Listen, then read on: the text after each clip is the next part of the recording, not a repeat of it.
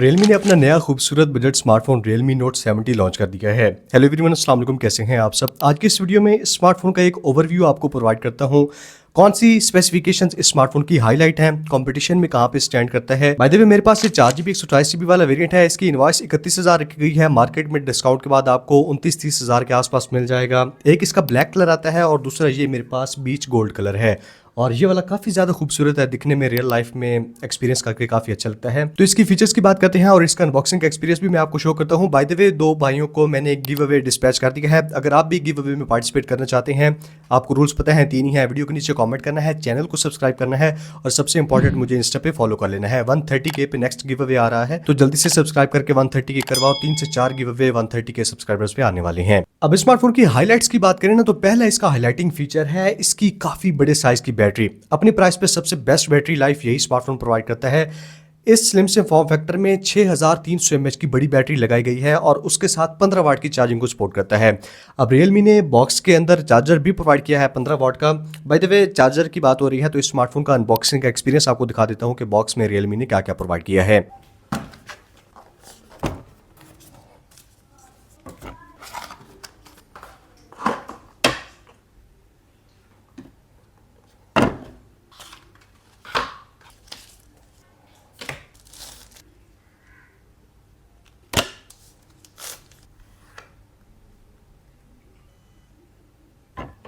तो इस फ़ोन की बैटरी इसकी पहली हाईलाइट है। अगर आप घर में किसी को लेके देते हैं ना ये वाला फ़ोन, तो 2 से 3 दिन का battery backup easily medium to heavy usage पे ये वाला स्मार्टफोन प्रोवाइड कर देगा। अब इसकी चार्जिंग स्पीड और बाकी चीज़ों पे बाद में आता हूँ। दूसरी इसकी जो हाईलाइट है वो है बैक साइड पे ये पल्स लाइट, छोटी सी लाइट प्रोवाइड की गई है। फ्लैश लाइट अलग से है। ये जो छोटी सी पल्स लाइट है ना, ये काफ़ी सारे फंक्शन परफॉर्म करती है।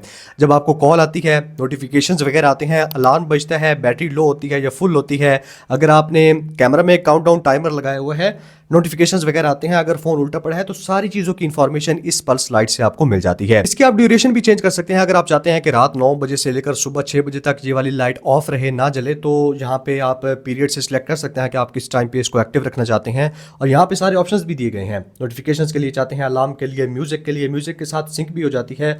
और लाइट स्टाइल भी है ना, वो भी ट्विंकल है, ब्रीदिंग है, और जो स्टाइल आपको चाहिए, जिस टाइप की लाइट आपको चाहिए बैक साइड पे, फास्ट, स्पीड, यानी कि स्पीड को भी आप चेंज कर सकते हैं और कलर भी फ्लैश लाइट का आप सिलेक्ट कर सकते हैं। अब डिजाइन में सिर्फ ये पल्स लाइट ही नहीं, बल्कि स्मार्टफोन को ओवरऑल जो डिजाइन है, एक तो दिखने में ही ये वाला स्मार्टफोन काफी ज्यादा खूबसूरत है। डिजाइन की फीचर्स की बात करें तो आर्मर शेल ग्लास प्रोटेक्शन है। अगर ये वाला फोन गिरता है, ये इसके कॉम्पिटिशन में अगर आप जो बाकी फोन आते हैं उनको गिराते हैं, तो ज्यादा चांसेस है कि ये वाला स्मार्टफोन बच जाएगा, क्योंकि इसमें ज्यादा अच्छी प्रोटेक्शन है। बाकी फोन पे स्क्रैचेस वगैरह या फिर वो डैमेज हो सकते हैं, लेकिन इसको काफी सॉलिड तरीके से बिल्ड किया गया है। इसको होल्ड करते ही फील होता है कि काफी टैंक की तरह बनाया गया है। साइड पे फिंगरप्रिंट स्कैनर है और सिंगल स्पीकर देखने को मिलता है, लेकिन उसमें एक मोड है 300% वॉल्यूम वाला।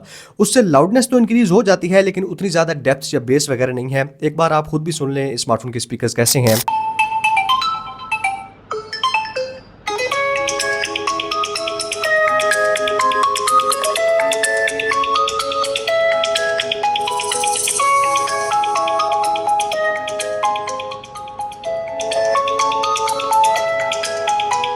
तो सिंगल बॉटम फायरिंग स्पीकर दिया गया है, जिसकी लाउडनेस ठीक ठाक है इस 300% ऑप्शन की वजह से, लेकिन बेस वगैरह आप बजट के स्मार्टफोन से इतनी एक्सपेक्ट भी नहीं कर सकते। IP54 की डस्ट एंड वाटर रेजिस्टेंस है। अगर आप बारिश वगैरह में लेके निकलते हैं तो उसके बाद एक मोड दिया गया है, ऊपर कंट्रोल सेंटर, नीचे करेंगे तो स्पीकर क्लीनर वाला, डिफरेंट वाइब्रेशंस वगैरह साउंड प्रोड्यूस करके ना, ये सोनिक वेव इजेक्शन के जरिए पानी वगैरह को मतलब पोर्ट्स वगैरह से निकाल देता है। तो थोड़ा बहुत पानी में चला जाता है, उस चीज़ का भी इशू नहीं होगा। और डिस्प्ले पे वेट टच का फीचर भी है, यानी कि डिस्प्ले पे पानी वगैरह है बारिश का, उसके बावजूद टच वगैरह ठीक काम करता है। फोन भी काफी बड़ा है, 7.9 मिलीमीटर की थिकनेस है और 201 ग्राम का वेट देखने को मिल जाता है। डिस्प्ले साइज की बात करें तो 6.7 इंचेस का 90 हर्ट्ज रिफ्रेश रेट के साथ एक IPS LCD डिस्प्ले दिया गया है। HD+ रेजोल्यूशन है, फुल HD रेजोल्यूशन नहीं है, और सामने डियो ड्रॉप नॉच देखने को मिल जाती है। नेक्स्ट स्मार्टफोन की हाईलाइट है, बजट में कुछ AI फीचर्स भी प्रोवाइड करता है। फॉर एग्जांपल, अगर आप गैलरी में आते हैं, किसी फोटो को एडिट पे क्लिक करते हैं, तो AI इरेजर का ऑप्शन दिया गया है। पिक्चर में से कुछ रिमूव करना हो वो कर सकते हैं।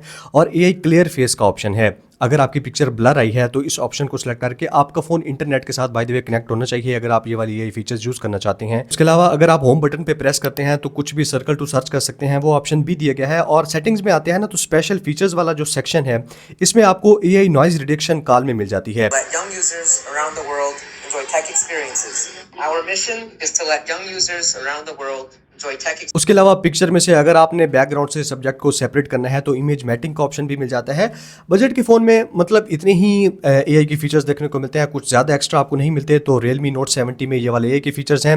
लास्ट पे इसकी बाकी स्पेसिफिकेशंस की बात करें तो 4GB 128GB वाला इसका एक और वेरिएंट भी आता है मेरे ख्याल में 6GB 128GB का, जिसकी प्राइस 1 से 2000 एक्स्ट्रा है। यूनिसॉक T7250 यानी कि यूनिसॉक T615 का प्रोसेसर है। अब ये वाला प्रोसेसर नॉर्मल यूजेज के लिए, सोशल मीडिया स्क्रॉल करना है, वीडियोस वगैरह देखनी है, उसके लिए तो ठीक है, लेकिन गेमिंग के लिए आप लो टू मीडियम सेटिंग्स पे गेमिंग एंजॉय कर सकते हैं। मैं गेमिंग करता नहीं हूं तो इस वजह से अक्सर मैं अपने रिव्यूज में दिखाता भी नहीं हूं। गेमिंग के लिए कोई बहुत ज्यादा सीरियस आपने स्मार्टफोन को नहीं लेना, क्योंकि मेनली ये बैटरी और डिजाइन को ही टारगेट कर रहा है। बैक साइड पे 13 मेगापिक्सल का कैमरा है, सामने 5 मेगापिक्सल का सेल्फी कैमरा दिया गया है। बैक कैमरा से आप मैक्सिमम 1080p 30fps पे, फ्रंट से 720p 30fps पे वीडियो रिकॉर्डिंग कर सकते हैं। कुछ पिक्चर के सैंपल्स आपको शो कर देता हूं। पिक्चर की ऑप्टिमाइजेशन अच्छी होती है, यानी कि डायनामिक रेंज ठीक ठाक है, लेकिन डिटेल्स की ऑब्वियसली कमी देखने को मिलती है और लो लाइट में काफ़ी हद तक नॉइज भी आता है।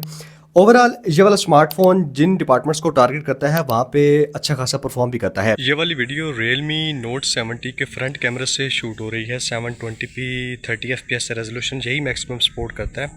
बैक कैमरे से आप 1080p 30fps पे कर सकते हैं। आपको माइक्रोफोन का पिकअप कैसा आ रहा है उसका आइडिया हो जाएगा, और यहाँ पे स्किन टोन्स वगैरह को कैसे कैप्चर कर रहा है।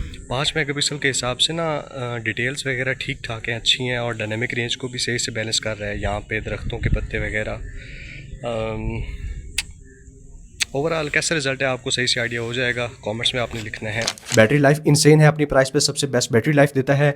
डिज़ाइन की ओवरऑल बात करें तो मेरे ख्याल में डिज़ाइन की जितनी ड्यूरेबिलिटी के फीचर्स हैं, डुअल स्पीकर्स के अलावा सारी चीज़ें यहाँ पे दी गई हैं डिज़ाइन में, तो उस हिसाब से भी मुझे ये वाला स्मार्टफोन काफ़ी पसंद आया है। मजीद ये अनबॉक्सिंग और इस स्मार्टफोन की एक इंट्रोडक्शन वाली वीडियो थी, इसका रिव्यू तकरीबन 1 से 2 हफ्ते बाद आपको मिल जाएगा, तो उसका आपने लाजमी वेट करना है।